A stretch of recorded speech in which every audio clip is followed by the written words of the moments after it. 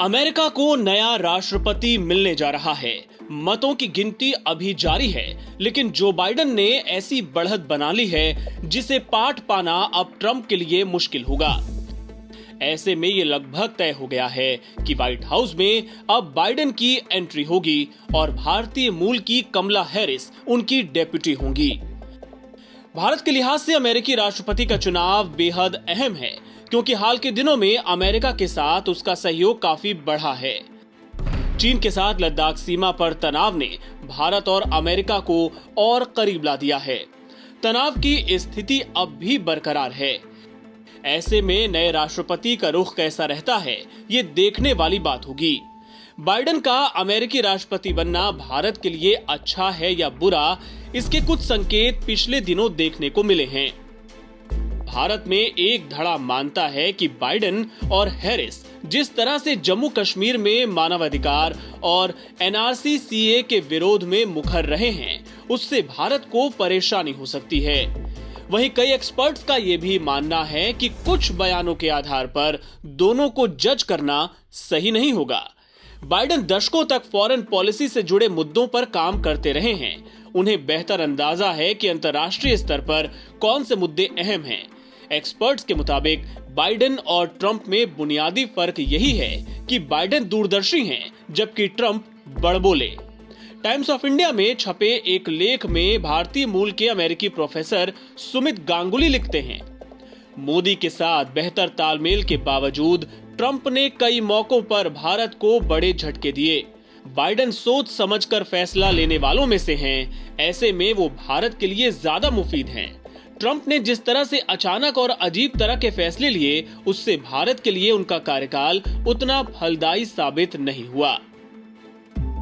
गांगुली ने भारतीय उत्पादों पर टैरिफ बढ़ाने, H-1B वीजा रोकने, कश्मीर मुद्दे पर मध्यस्थता के ऑफर जैसे ट्रंप के कुछ ऐसे फैसले गिनाए जिससे भारत को नुकसान हुआ। गांगुली कहते हैं कि ट्रंप की नजर में भारत और अमेरिका के रिश्ते पूरी तरह लेन देन पर आधारित हैं, जबकि बाइडेन की सोच ऐसी नहीं है। गांगुली के मुताबिक बाइडेन की विदेश नीति में ट्रंप के मुकाबले कहीं ज्यादा स्थायित्व देखने को मिलेगा। बाइडेन के भारत पाकिस्तान विवाद या चीन के साथ जारी तनाव में ज्यादा दखल देने की उम्मीद कम ही होगी।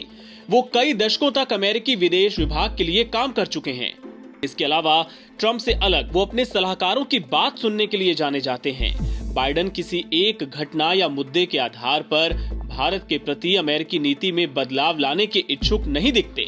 इसके अलावा प्रवासियों को लेकर भी बाइडेन का रुख नरम है, जबकि ट्रंप कई मौकों पर खुलकर वीजा पर लिमिट लगाने की बात कह चुके हैं।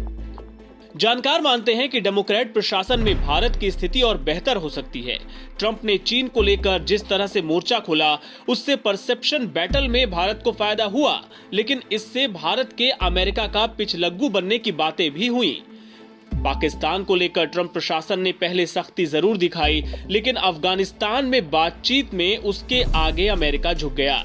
बाइडेन कहते हैं कि दक्षिण एशिया में आतंक पर कोई समझौता नहीं होगा। बाइडेन ने ही पहले भारतीय अमेरिकों के लिए विस्तृत एजेंडा जारी किया था। कश्मीर को लेकर ट्रंप के मध्यस्थता के ऑफर ने भारत के होश उड़ा दिए थे। हालांकि बाइडेन कश्मीर को लेकर मुखर रहे हैं, लेकिन इसे चुनावी स्टंट भी कहा जा सकता है। कश्मीर पर बयान देने के ठीक बाद ही उन्होंने एक और संदेश में भारत को प्राकृतिक साझेदार बताया था।